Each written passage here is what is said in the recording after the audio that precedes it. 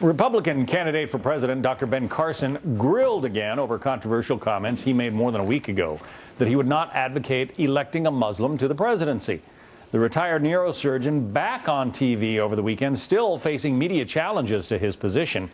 But are the media playing favorites when it comes to these political hot potatoes? Let's bring in our media panel today. Alan Colmes, the host of The Alan Colmes Show, nationally syndicated by Fox News Radio. Tammy Bruce is a radio talk show host and a Fox News contributor. The media were back at it this weekend, asking Dr. Carson about those comments.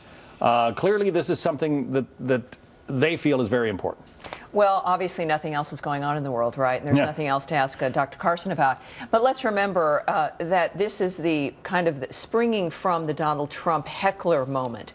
And I think a very important lesson about how to handle the media. You notice they're not going after Trump regarding that heckler, right? That was a very short-lived event.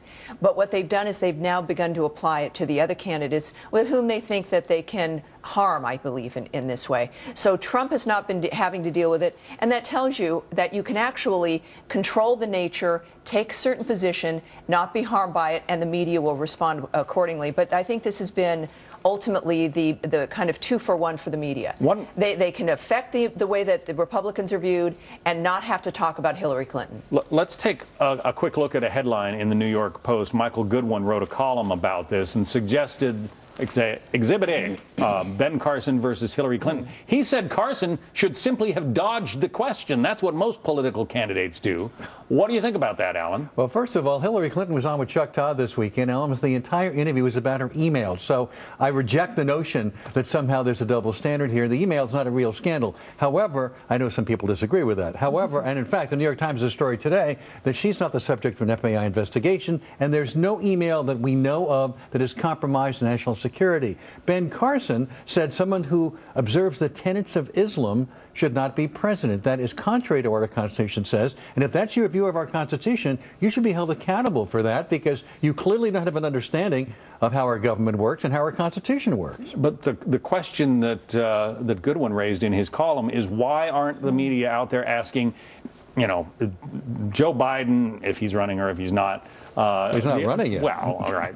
But the other Democratic presidential contenders, why aren't they asking Bernie Sanders what he thinks about Hillary's email problems? Probably because that's what they're doing with Trump and the Islam. The email issue is a political witch hunt from people who don't want Hillary Clinton to be the nominee because they're afraid of her running for president, knowing she'll probably win. That's what this is about. To make this an issue with every other Democratic candidate, and okay, fine, ask them about it, fine with me. But Bernie Sanders, for one thing, has said, I'm not getting into personality conflicts. He's talking about issues. You've got Democrats who are focusing on actual issues in this campaign. Alan's response, though, is a perfect example, is that there's this presumption in a partisan way that because the email scandal isn't, we're not going to ask other people or other people shouldn't be asked. I think that Ben Carson should be held to account because of his position, and the voters will decide.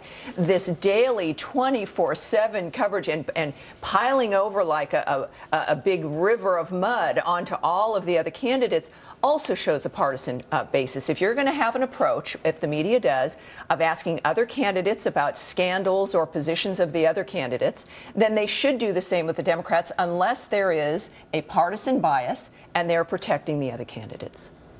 It's a huge hypothetical question at this point, so why get so involved in it? Well, fine. I would ask them. I mean, if I were interviewing the other candidates, I'd be happy to ask them about Hillary Clinton's emails. Again, you've got a congressional committee looking at it.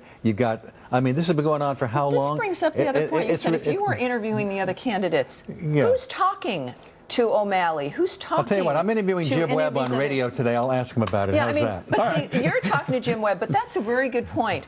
The media is also not talking to any of Hillary's competition, are they?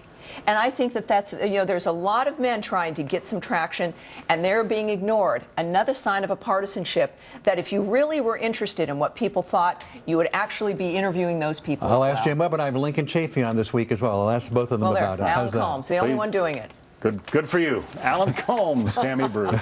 Thank you both. Thank you.